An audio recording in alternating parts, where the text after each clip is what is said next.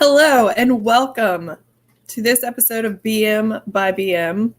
I'm Melinda Bailey. I'm Andrew Maxey. And today we will be discussing Logan's Run. Yes. We are discussing Logan's Run. Logan's Run is a film that was released in 1979.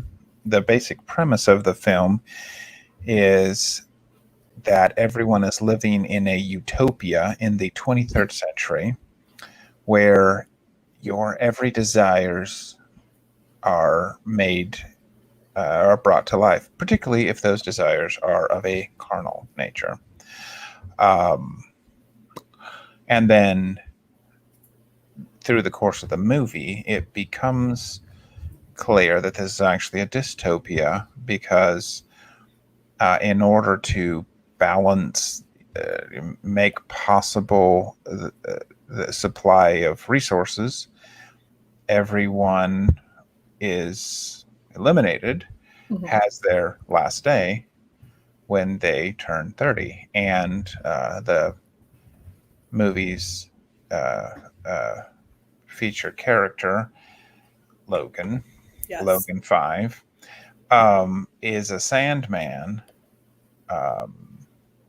who hunts down runners, people who choose not to comply with what everyone knows is on your last day, it's your last day, and comply. So anyway, he chases them down, and then his last day comes, and then he becomes a runner as well. Yes. So essentially, this movie is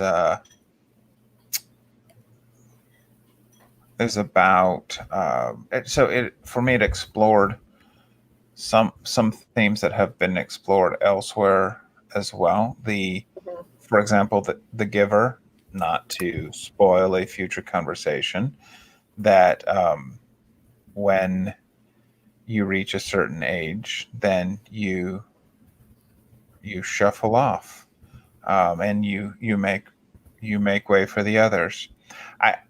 That would be super weird for us to hear anything remotely like that. It would be weird, for example, to hear a prominent political figure say that the old people should go ahead and, bite it so that their children and grandchildren can be assured that they have a future in this nearly perfect society that we live in. That would be weird. Right. I can't imagine what it would be like to hear a prominent political figure say something like that. I can. Oh. Recently, I don't know if you saw this, but I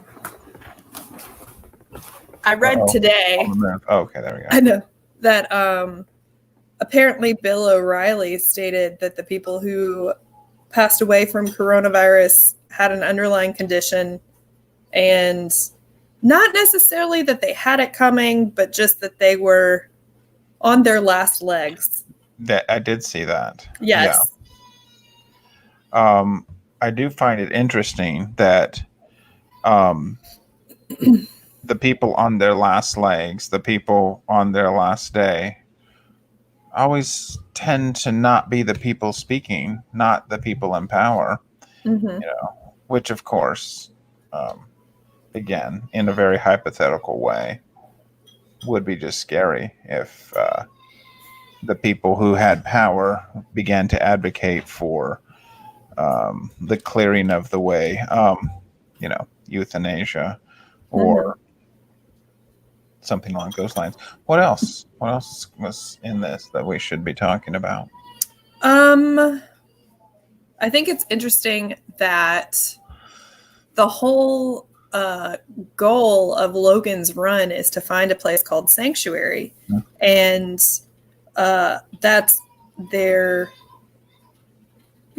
what they're striving to get to, Logan and Jessica.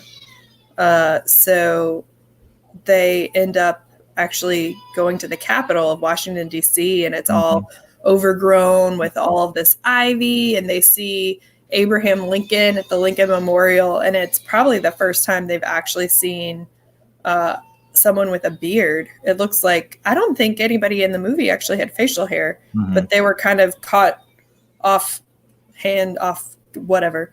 They were gobsmacked by his old face and his beard. And then, yeah, there's a guy with cats in the Capitol building. I don't remember which form of government it is, but he starts reciting T.S. Eliot's Cats. But there was no music or dancing, so good there. Cats exists in the future, but it's just the poem, not the musical. Good. Yeah. No snafus with CGI or anything like that. Okay, good. But yeah, I think again you have this theme of not necessarily just bucking the system, but also believing that there's a better life out there, that there's a different way of life than what they're currently entrenched in. Kind of similar to Guy Montag in Fahrenheit 451, where he wants there to be a different way. And the film, the real villain of the movie, according to my husband, was the editor, because it was just like taking forever. They did the best they could with what they had in the time that they were in, but it was not as CGI as we're used to now. However, it did influence a lot of movies. And in my research of watching YouTube and reading Wikipedia, there were two films that if they had not been made, Logan's Run would not have been made. One was the Westworld film back in the day that had Yul Brynner, and then I'm forgetting the second film. But Logan's Run came out at a time when Star Wars was taking off. I thought that Logan's Run came out in 1976. It did. Okay. And then Star Wars came out around that same time, and then they started later. And then they have Logan's Run, the television show. It was a very good year. Yes. All right, go ahead. I know. Well, and that's also one other interesting fact that I saw. They in the book, the age of death is 21, but they decided to rewrite it to 30 so that they could cast it better. Because Michael York, I think, was actually 30. Farrah Fawcett, who has a cameo appearance, was 29. And then the girl who plays Jessica, who was also in Call the Midwife as like the wise and amazing, almost Mother Superior-esque, but she's just a sister, Sister Julianne.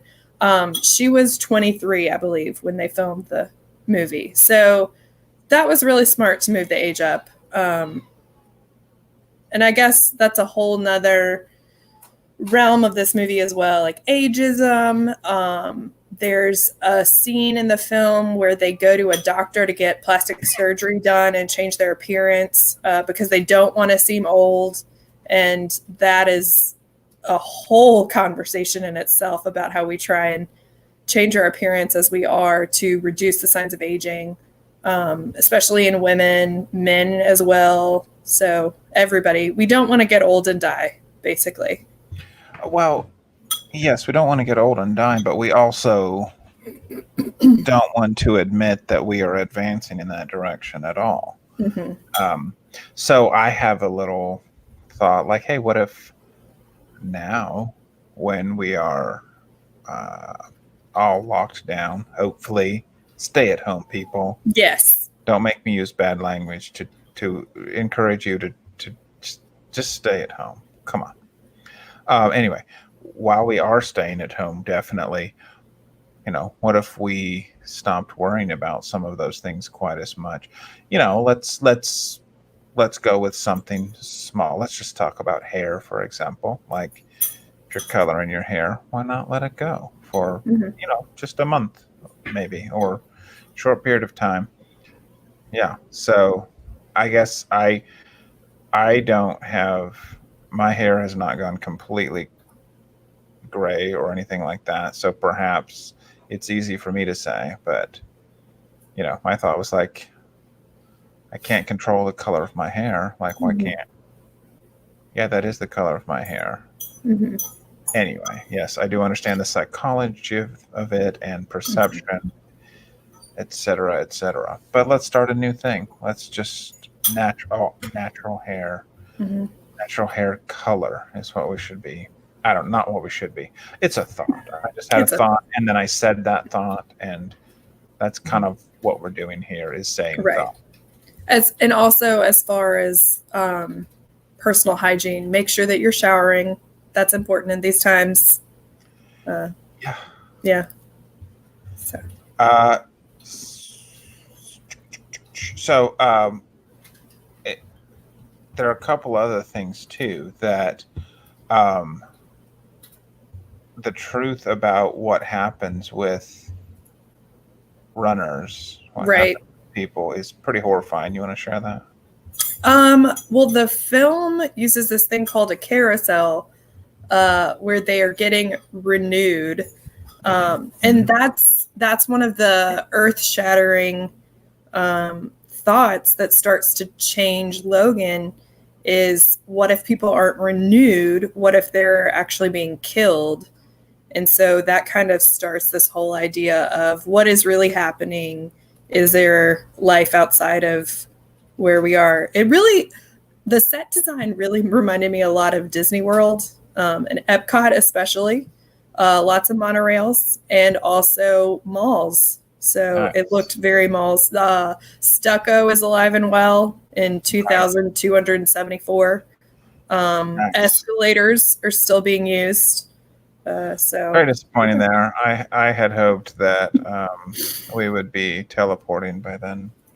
no, they use a monorail, like an individual pod. It's probably better for the environment. Yes. It seems like the environment was doing pretty well, actually, in the film. So there's Well, if we're not here sucking up all the natural resources past 30.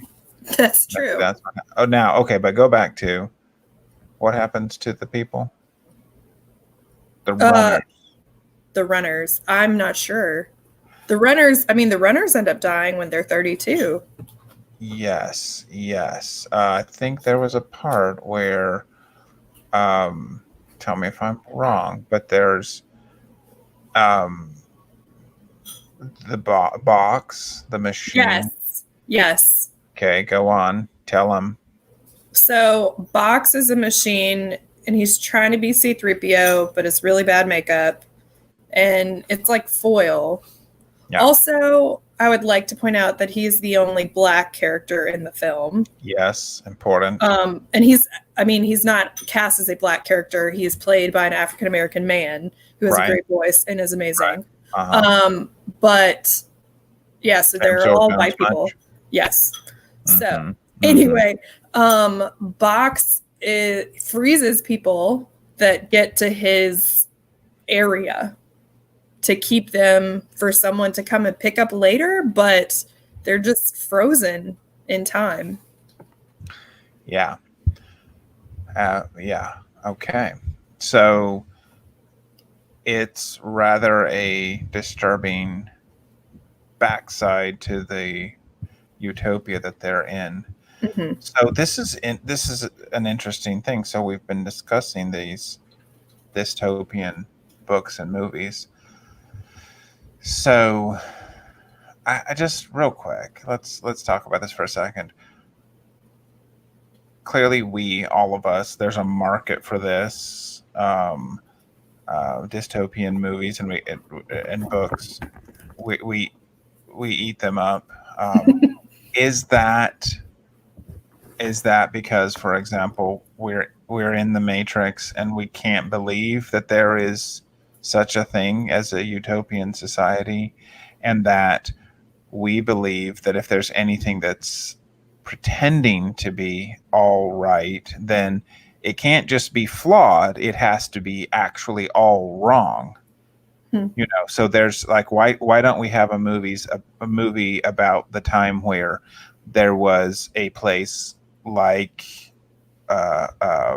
Disney World, or the place where Logan lives, and turns out the accountants that run the place are very, very bad at math. Like but also not people being frozen. Like, is that just boring to us? Are we bloodthirsty? Are we fatalists? Like, do we believe?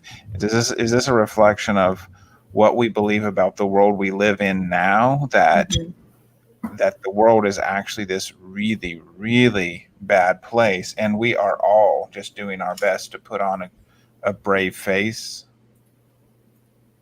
I think so. And also maybe on I asked some several questions. That's not maybe on some okay. So with regards to believing that there's a place that is good, like that could be seen as a spiritual question, according to your own personal beliefs, your own theology of how things work. It's easy to imagine places that are not good because that's a lot of what we see every day, even before the virus and us being at home. It's easy to believe that we are living in a dystopia because of the things that are going on. But I don't know. It's hard to have hope sometimes that there are better times ahead, that there's a better place, but we can still have that hope. Yeah. Deep stuff. Yeah, it is. Like Jessica in the movie, she is the one who's like, yes, there is sanctuary. We're going to find it. I think they kind of trade off, where Logan is the one who's seeking sanctuary, and then it changes to Jessica. And then I think that's also normal in life, is that sometimes other people are more motivated than others based on their experiences. But I don't know. And I think you raise a really good point that I would say one of the takeaways or lesson here for some of these is it's very, very difficult to survive a dystopia alone, to survive in this mad world by yourself. That if it is as messed up as these books and movies suggest that it is, what you need is a squad, a group to roll with. You can't go it alone. That this monster will eat you if you're alone. And I for one will co-sign that. Yeah, and I think we touched on this in one of our earlier shows about not if you don't have someone to check your thinking and to say, okay, you've gotten too far into your head right now. Yeah, it's things are jacked up, but despair is not going to help. Like that's not going to be useful to our survival here. Yeah, I think that was Clockwork Orange. A Clockwork Orange. Yes, that was Tuesday, or as we like to say in Corona time, last month. So we're just about out of time. If the amount of time we have left to say the other things is the amount of time we have. Dun dun dun. Because time is an artificial construct, and so we have as much as we want. What's on tap for Tuesday? Do you remember? It's a classic. A Brave New World? No. Or Animal Farm? On Animal Farm. Animal Farm. So, I can't wait to discuss this. I have already been thinking about the kind of political cartoons that could be written using reference to this. For example, the whole worship of the one who is mistreating you. So and super political. So those of you who are going to get your feelings hurt, I hope you've noticed already that is, we are calling it as we're seeing it. But I can see a whole, for example, a whole in this cartoon. I can't draw very well yet. So if someone else can do this, a crowd of people in red hats from behind and they're all chanting 2 legs good, 4 legs bad, something like that. Yeah. Anyway, It'll be good. it will be good. Looking forward to it. So Friday, Tuesday is Animal Farm, and then Friday is Brazil. Okay. Yes. And I was able to rent all of the films for this month on Vudu, which is, I think it's related to Walmart somehow. But you can also watch them if you would like before to Vudu. We're open to a sponsorship.